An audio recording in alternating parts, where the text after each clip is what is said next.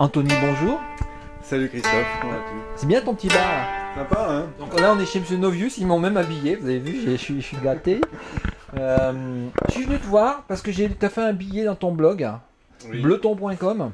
Exact. Tu t'es lâché sur l'écosystème, les écosystèmes financiers, numériques, tout ça. L'écosystème qui permet à ce que les sociétés marchent. Alors surtout l'écosystème pour lancer les startups. Ah, pour lancer les startups. Ouais. Alors moi je fais partie de L'amorçage. l'écosystème numérique lyonnais. Un petit clin d'œil au gars de la cuisine. Donc j'ai bien aimé ton article, hein. Un peu polémique, mais tellement vrai.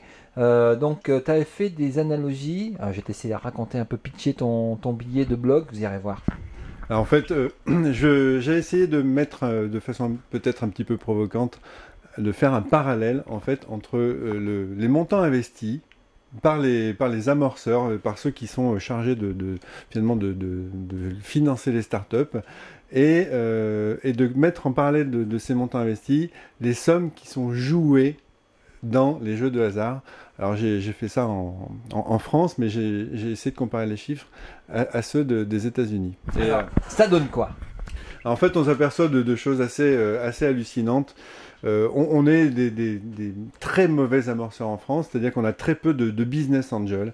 À titre de comparaison, on a 7500, c'est à peu près, hein, 7500 business angels en France, alors qu'on a à peu près 1 million de business angels aux États-Unis. Donc, alors c'est sûr qu'on n'a pas la même population, il y a 5 fois plus, mais le ratio est quand même pas du tout le même. 7500 face à 1 million, ça n'a rien à voir. C'est même à la limite de l'incroyable. Donc bon, ça c'est une première donnée. Puis alors en plus, quand ils investissent, ils mettent des sommes qui ne sont pas les mêmes. Et alors je me suis amusé à regarder ce que mettaient les Américains par investisseur.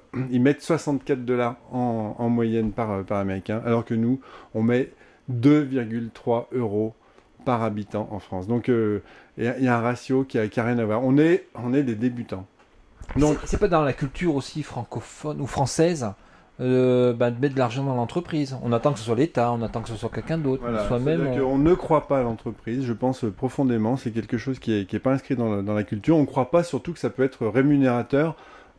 Au final, on pense que c'est de l'argent perdu. Alors qu'à l'opposé, on dépense des sommes abyssales dans les jeux de hasard. Alors les montants tu as retrouvé des chiffres?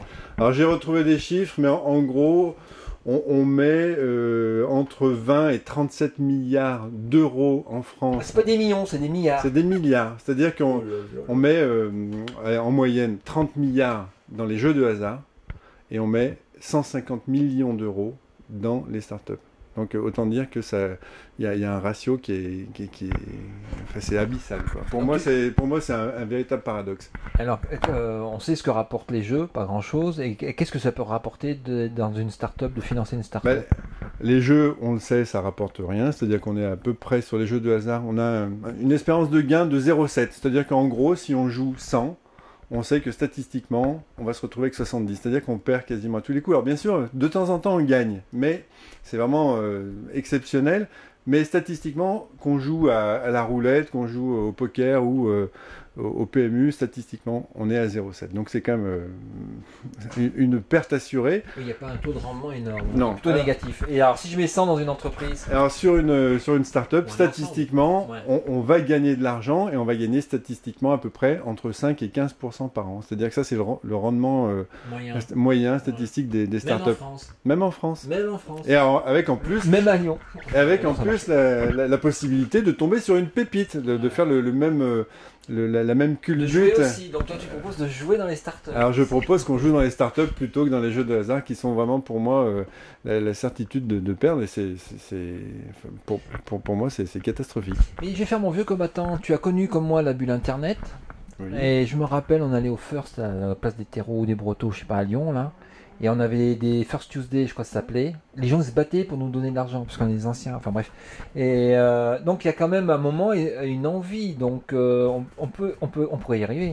Mais on pourrait, mais alors, il faudrait quand même que ça soit un petit peu plus massif, parce qu'effectivement il y a certaines personnes qui veulent mettre de l'argent, hein. Je dis pas qu'il y a personne qui est intéressé par les startups. Les années 96-2000, ça a été de la folie. Ça revient un petit peu, il y a de nouveau, hein, je veux dire, un certain engouement pour ce genre d'aventure. mais on est loin du compte par rapport à la Silicon Valley. La Silicon Valley qui met 875 $ par habitant sur des startups.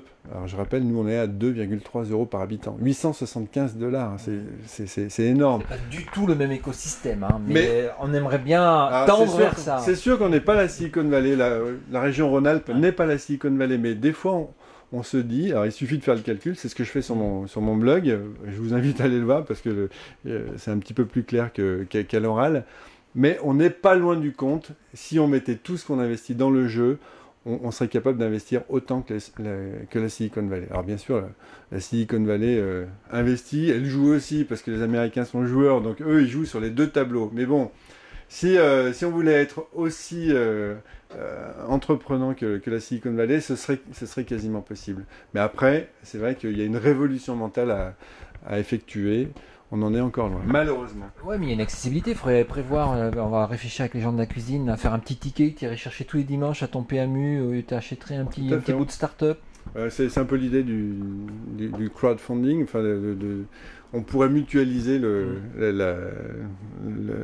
site, l'amorçage. Ça, c'est peut-être une idée de boîte. Alors, s'il y en a qui ont envie de se lancer là-dedans, ça peut être possible. Ça existe déjà, mais il faut le pousser. Il faut le pousser, il faut y aller, il faut y croire.